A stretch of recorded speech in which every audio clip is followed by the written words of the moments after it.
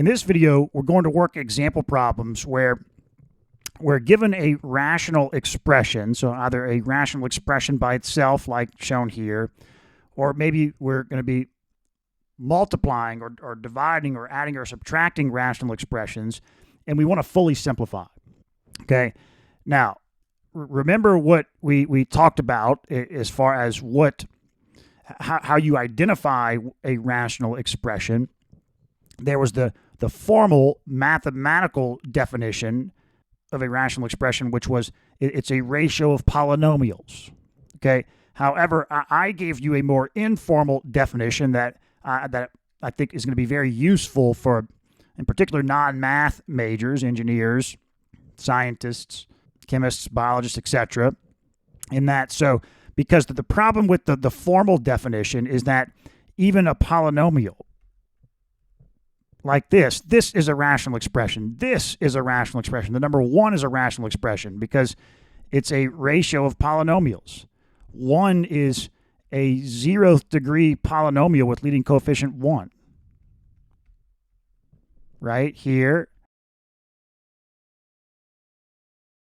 Right? This is a 0th degree polynomial with leading coefficient 2. So these are all technically rational expressions.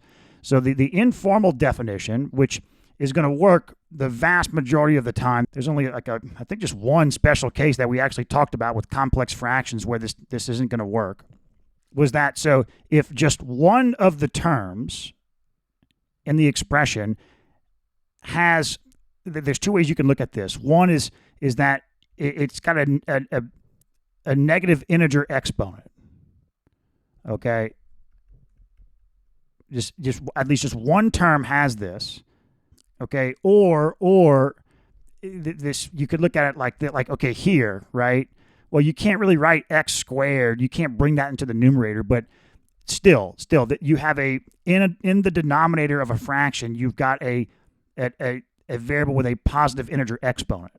Okay, but then at the same time, there's no radicals and there's no exponential expressions and no logarithms anywhere. Okay, so in that case, all that's left is just polynomial terms. You either can have a polynomial term somewhere, or you're going to have an exponent with a negative integer, or this isn't technically an exponent with a negative integer, but you can kind of look at it that way, right? It's a variable in the denominator with a positive integer exponent. Then that's a rational expression. And again, this informal definition is going to work the vast majority of the time, except for certain special cases where, like we saw with complex fractions, if you've got, okay, well, technically this meets that informal definition. However, I wouldn't call this a rational expression. I would call this a compound fraction or complex fraction. That's a ratio of two rational expressions. But if you had, I would call this a compound fraction. That's a ratio of a rational expression and a polynomial expression.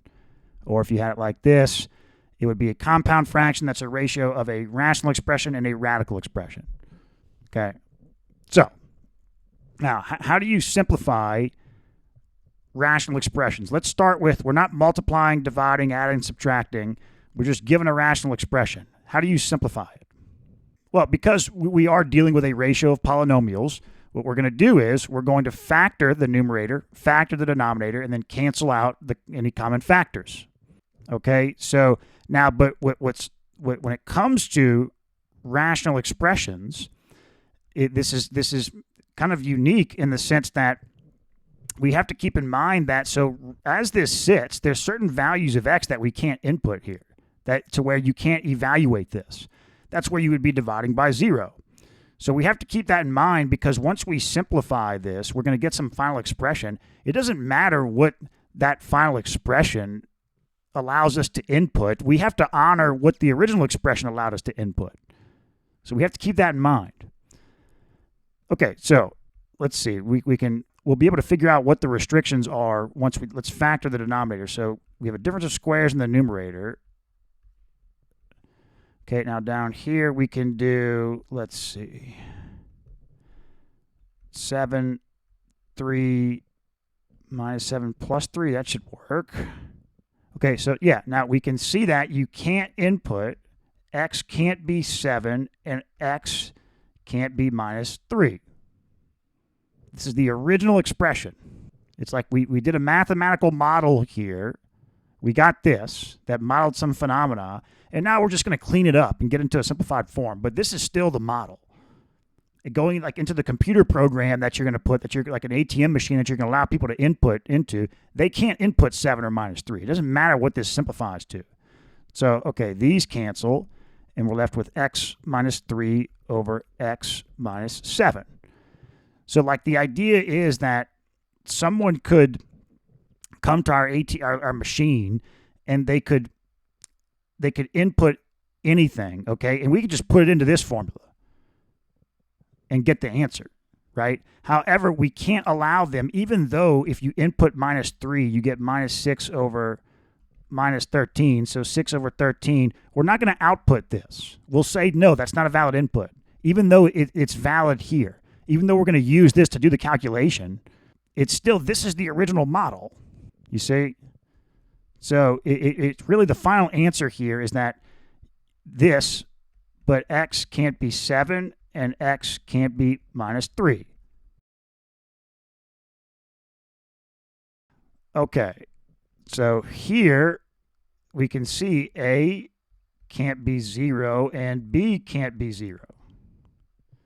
All right, so now let's simplify. So 12 divided by 4, or 12 divided by 3 is 4.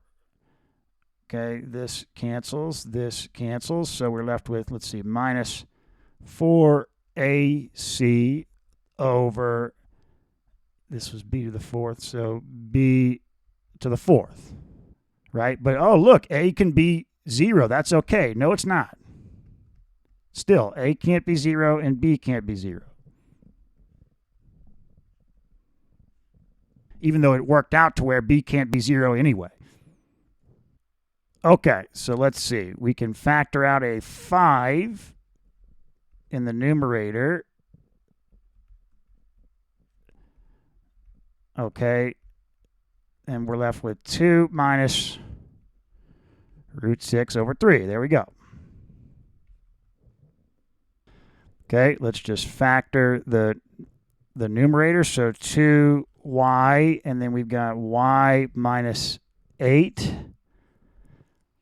Okay, here we've got a difference of squares, 8 minus y, 8 plus y. So yeah, here they're giving an example of, you know, it seems like there's no common terms to cancel out, but you have to look for, there's sometimes where you can just take out a minus 1 and it'll flip it and make it work. So if we take out a minus 1 from this term here, we're going to get y minus 8. And we can write this as y plus 8. And then 2y, y minus 8. And there you go. So now we've got minus 2y over y plus 8. But we can see that from this, we can see that y can't be 8 and y can't be minus 8. Okay, let's just start factoring. So, okay, 4 times b minus a. Okay, now with 4 terms, we think about grouping. So let's bring the a terms together and the b terms together. Okay, so all right, so now we can factor out do we want to factor out an a? And we'll get x minus 2. So no, let's do this. Let's see. Let's bring the a terms together. ax minus 2a minus xb plus 2b. Let's do that. So now let's factor out I think I had it right. Leave it like it is. Leave it like it is. Bring the x terms together. Yeah. So, because we're trying to get to match up with this b minus a. So, okay, we factor out an x, we get a minus b, and factor out of minus 2, we get a minus b. Okay, so now we can factor out an a minus b. Okay, but you see we can take out a minus from, either the numerator or denominator term here. So let's do the denominator term. So we're going to have 4b minus a, and then this is going to become b minus a. Now we've got minus 4 over x minus 2. Okay, but this was the factored form here. We just factored the denominator. So like up here, we see that a can't be equal to b and x can't be equal to 2, right? So that's going to apply here. A can't be equal, well, there is no a and b. This is really interesting. Yeah, so we would still put this. It's really weird to think about. Like, what does this even mean? And x can't be equal to 2. Well, how are we putting that a can't be equal to b and x can't be equal to 2? There is no a and b in here. Because we just cleaned this up. This is the original mathematical model. At the end of the day, people are going to be coming in and putting in something for a and something for b. Like, it's like they're putting in how much, their age or weight, I don't know. They're putting in some numbers, right? These are inputs into the model. And it just works out to where no matter what a and b they put in, it's not going to come into play with the final calculation. However, it's still the case that if someone cannot input an a that's equal to a b, even though it doesn't matter in the calculation, they can't put that in. You see? Okay, so now we're multiplying two rational expressions, and it's going to be the same idea. We can simplify each one by itself as much as possible, but like when it comes to multiplying and dividing, we could start by factoring, and then but we have the ability to cross cancel as well. So okay, let's see. We've got 3a to the fact we can just start here. So a to the fourth cancels, and we're left with a to the first. B to the seventh goes away. We're left with b cubed. 12 divided by 3 is 4, so we start there. So we've got a over a minus 5b times, and then we can factor out a 2, a minus 5b, and then let's see, 4b cubed. Okay, we see this a minus 5b and this 2 here. So we've got a over 2b cubed. But we say a minus 5b can't be equal to 0, right? So what does that mean? A minus 5b, when is that equal to 0? Well, that's when a is equal to 5b. That's when a divided by b is equal to 5. So a divided by b can't be equal to 5. Like, you could put that, right? A divided by b can't be equal to 5. A can't be equal to 0. B can't be equal to 0. You just go through the whole analysis, but this is the fully simplified form. Okay, so here, this is easy. We're going to just take the reciprocal of this, and then we can change this to a multiplication. So, okay, so c squared minus d squared is going to be c plus d times c minus d. Okay, c d to the 11th. Okay, now we'll flip this, but can we start by factoring this here? This we can see is it has that form of a perfect square trinomial, where, so let's see, it would be the a, well, let me not say a. Well, I can say a, yeah. The a would be, let's see, root 8c. Root 8 times c, and then the b, or no, that's not gonna work. Never mind, because it can't be a perfect square trinomial if this is not plus. So no. Okay. Well, still, can we factor this? Let's see. 8 times let's multiply the first and the third term. So 32c squared d squared. Well, minus 32. Okay, 8 times 4 is 32. So could we do 8c squared and then do plus 8cd minus 4cd minus 4d squared? Because 8 times negative 4 is 32, but you could do 8 minus 4. So, okay, now we can group these. Let's leave it like it is. So we factor out an 8c, and we're left with c plus d. Now let's factor out a minus 4d, and we're left with c plus d. There we go. So 8c minus 4d, and then c plus d. But then we can factor out a 4 here. So, okay, we're taking the reciprocal. So take out a 4, and then 2c minus d, and then c plus d. And then up here, we've got 8c to the 4th, d to the 10th. Okay.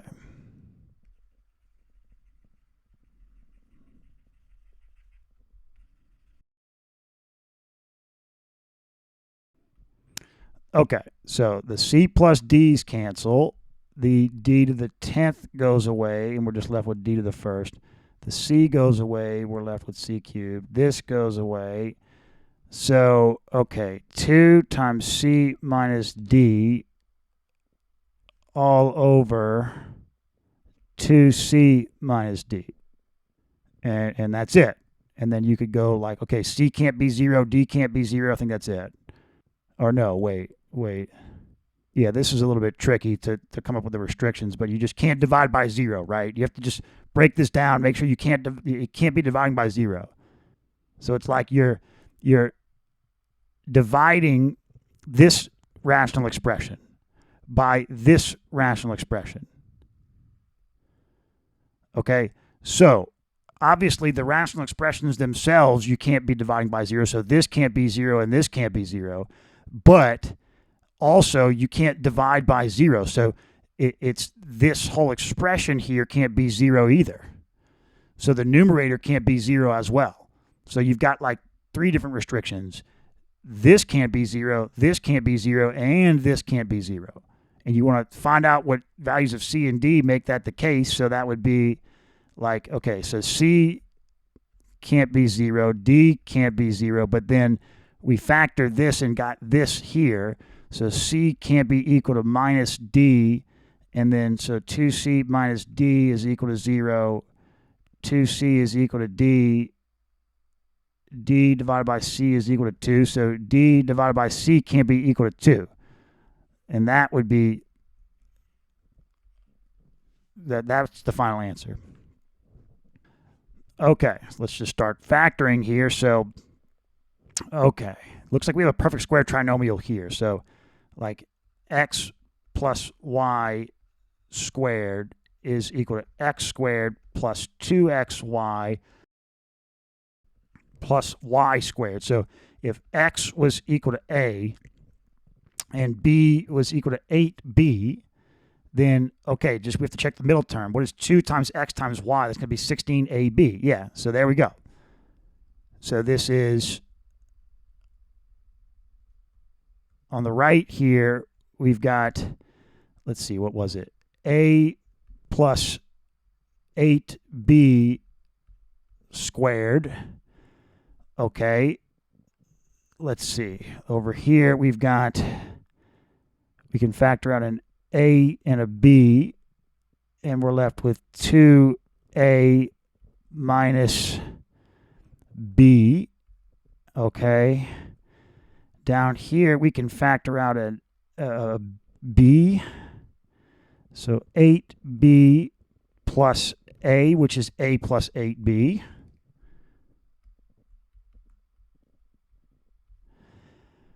Okay, now down here, we've got, so, okay, 2 times 8 is minus 16.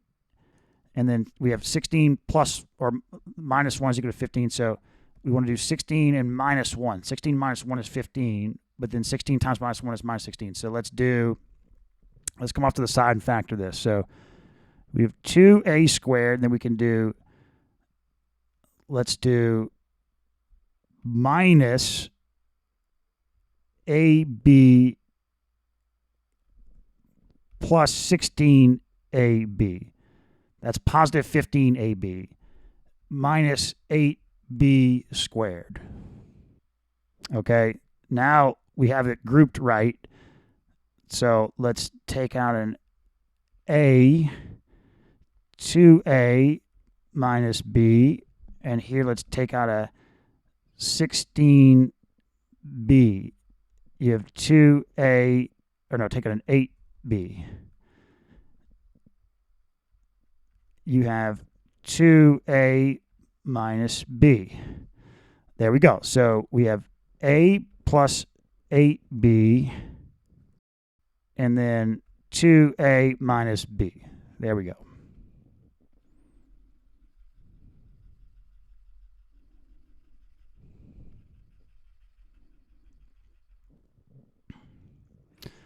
Okay, so the 2a's minus b's cancel. We have a plus 8b, that goes away. We've got b and b, so we're left with just a. Cool.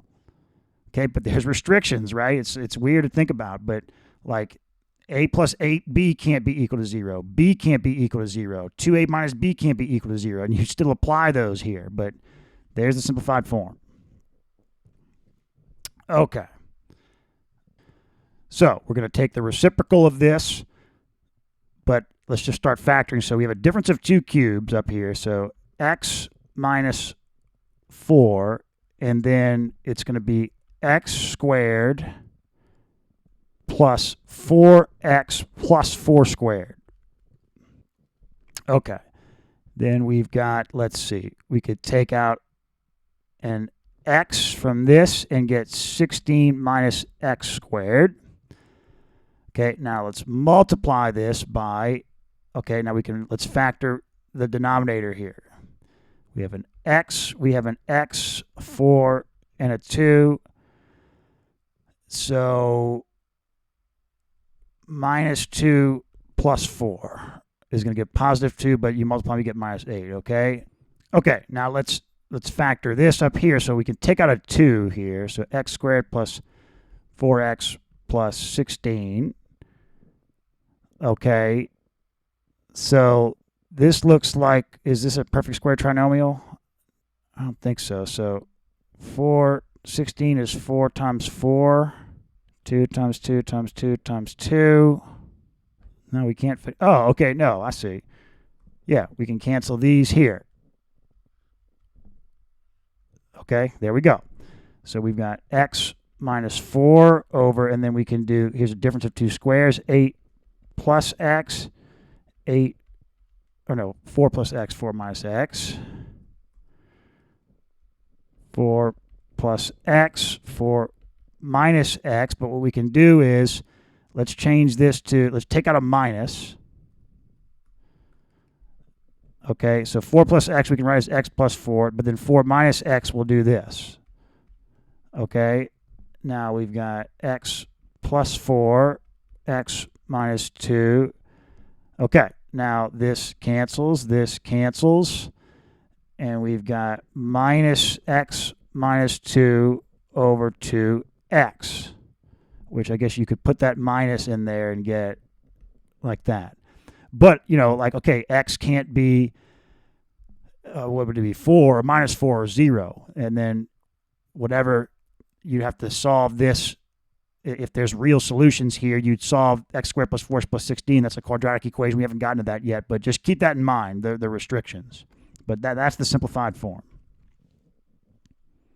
Okay, in the next video, we'll sum and we'll take sums or subtractions of rational expressions.